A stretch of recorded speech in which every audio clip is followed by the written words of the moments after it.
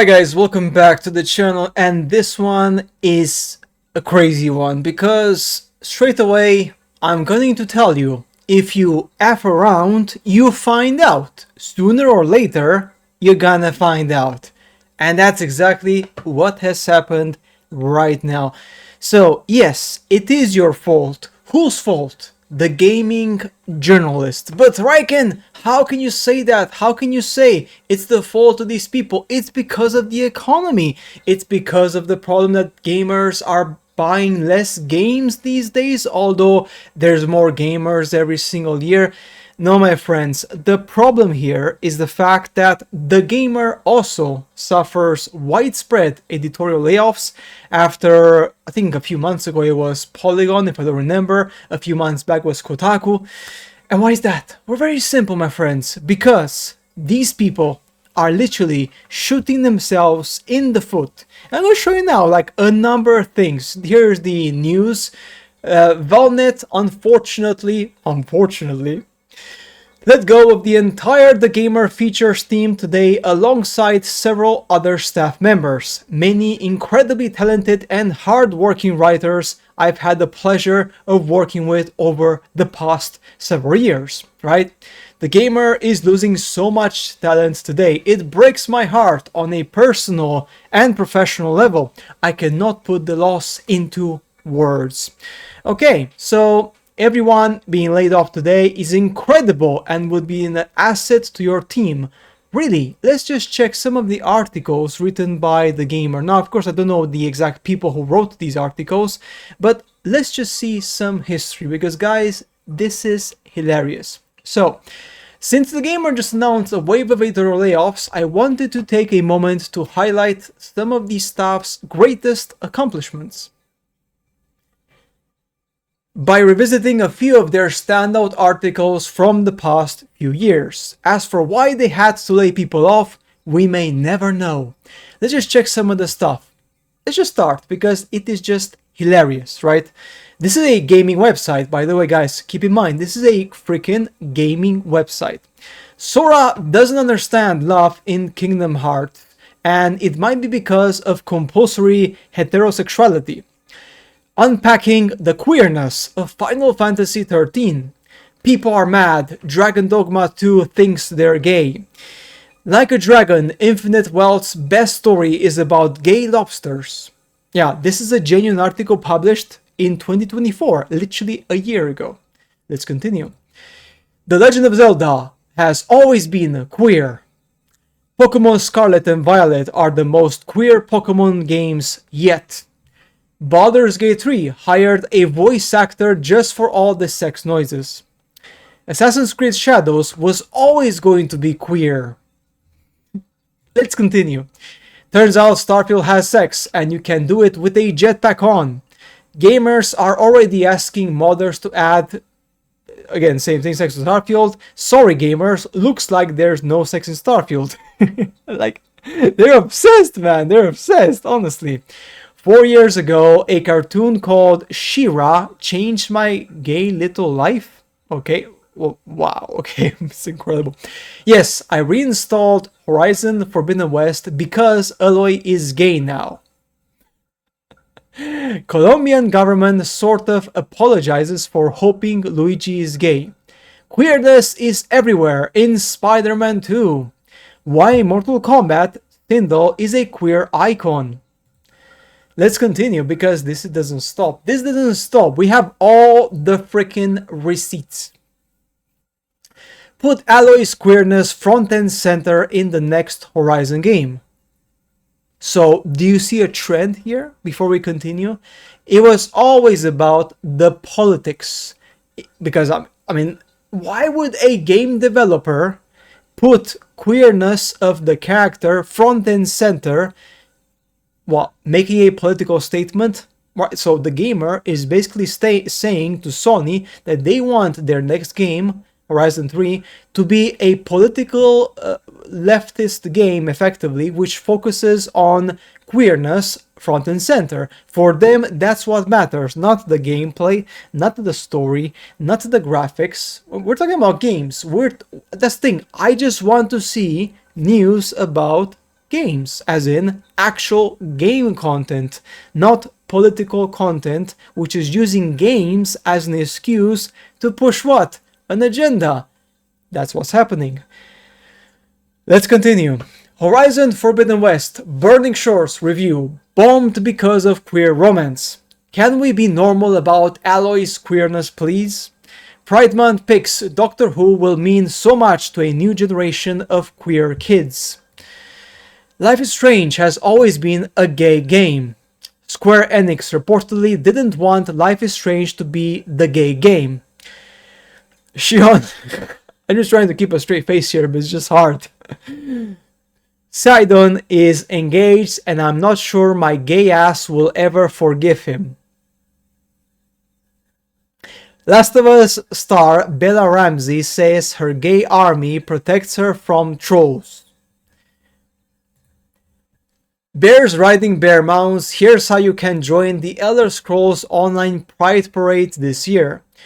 Pelinal Whitestakes was a gay cyborg from the future. Oblivion Remastered fans debate the origins of Tamriel's mightiest hero. Gay cyborg from the future. Tomodachi Life, Living the Dream is doing it for the gays. Tomodachi Life, Living the Dream's trailer has fans convinced gay romance will be included in the game. This is incredible. How many Pikmin will it take to carry a dead body? What's this? I don't know. Oh, okay, this is from the gamer as well. Wow, it's just absolutely incredible. Like, it's incredible. If you just think for a second, like we are seeing here, this is like just like the most crazy thing I've seen in my life. Oh, wait, there's more. There's more. Of course there's more, my friends. There is more. Let's continue. Diablo 4's Megan Fox advert is sexist and dated, but it didn't need to be. Stop using mods to make female characters prettier. Yeah, because that's forbidden. You cannot do that. No, you cannot do that. Babe, please don't do that. Komi's classic outfit should never have been brought back to Street Fighter. Of course, because they only want to promote certain gender politics, not all of them, so they're basically biased, as you can see here. I mean, these articles are very biased, as you can tell, right?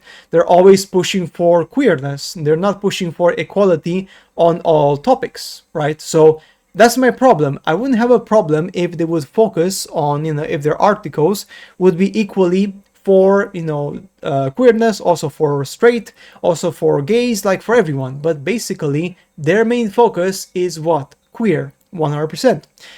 The Gamer, let's talk about bullying people for playing Hogwarts Legacy. What? Bullying people? Why is this even an article? Why is this even an article? The big news in the wake of Hogwarts Legacy's launch is that a cisgender white girl cried about it. Nothing should surprise me with the something. Cisgender white girl cried. So, guys, there you go. This is it, right? This is what's happening right now in the gaming industry, and this is why we're seeing this. More than 1,200 games journalists have left the media in the last 2 years. 1,200. That's literally 25% of the journalist population in just 2 years. And I'm pretty sure I'm gonna bet that the most of this happened over the last year because people got really fed up with what they were getting, the slop content. People stopped going to websites. People stopped going to The Gamer. People stopped going to Kotaku. People stopped going to other websites, and instead they went to YouTubers. YouTubers which basically focused on the facts. YouTubers that are not trying to shove gender politics on their throat because of gender politics.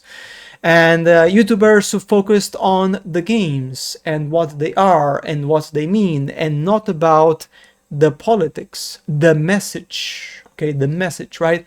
So guys, this is exactly what's happening. F around and you will find out. Now the journals are finding out. And now the Journos as well, they're now crying about this, and they're blaming the gamers. They're saying that, oh, it's because of the haters, it's because of the trolls, it's because of the gamers, it's because gamers don't understand games, it's because gamers are not smart enough to read our articles. Like, they're going to blame the gamers. They're never going to blame themselves. They're not going to look in the mirror and say, guys, it's because of us. It's because we published crappy articles, which were not about the games, were about something completely different. People caught on to us. People stopped going to our website. And then, obviously, we lost our jobs because revenue fell off a cliff. Why would you not say that? Very simple. Because recognizing one's failures is, for these people, unacceptable. They can never say that. They can never say, well, you know what, it's because we published slop content, and because we published slop content, this is what happens. So, I'm just one person, of course. Like, you may disagree, you may agree with me, you may believe that I am talking bullcrap and I'm not right, and that's fine. That's your opinion. You're entitled to it. I respect that 100%. I mean, of course. And that's why people go to YouTubers, because us YouTubers, this generation at least, most of us, we don't judge what people say. Like, if you agree, if you disagree, that's fine. We just present the information. Of course, we have our own opinions, we have some of our, views on it, but we never try to force some gender politics or some ideas or some other politics onto the games. That's the problem. Whereas here, we've seen that they even wanted to they literally told Sony, oh, by the way, Sony, you have to make sure that when you publish the next, Horizon Forbidden West or Horizon 3, right? You have to make sure that her queerness and her gayness is front and center. So for them, that matters more about the game than anything else. Doesn't matter about the graphics, doesn't matter about the gameplay, doesn't matter about the enjoyment, doesn't matter about the fun. No. The gamer wants queerness in the game. So the game is all about the queerness of Aloy. Aloy's adventure in discovering her queerness. Like, if this was the game would be raving. They would give the game a 10 out of 10. Walking simulator of Aloy discovering her queerness, and that's it for 20 hours. They would give the game a 10 out of 10, and they would call it stunningly brave and amazing. I mean, honestly, like, at this point, I would not be surprised. This is exactly what would be happening. So guys, that's it for today's video. On this one, it's shocking for them, not for me. Because again, journalists, it's your fault. You did it with your own hands. You and your buddies and your friends, instead of focusing on video games, as in the actual video game, and not trying to push obvious agendas into people, into gamers, into gaming companies. Like, look at this one. Tears of the Kingdom sunk my biggest ship and broke my heart in the process. So now, if they don't make your favorite characters gay, now you are angry about it. This is where we're at right now. This is the problem people are having. This is the problem Gen Z is having, or whatever generation. Like, what are we doing here? Like, genuine question, guys. This is a genuine question. What the heck are we doing here? Anyways, that's it for today's video, guys. As always, if you're new to the channel, hit the like button, hit the subscribe, because it will support the channel massively. And as always, I shall see you later in the next videos. Bye.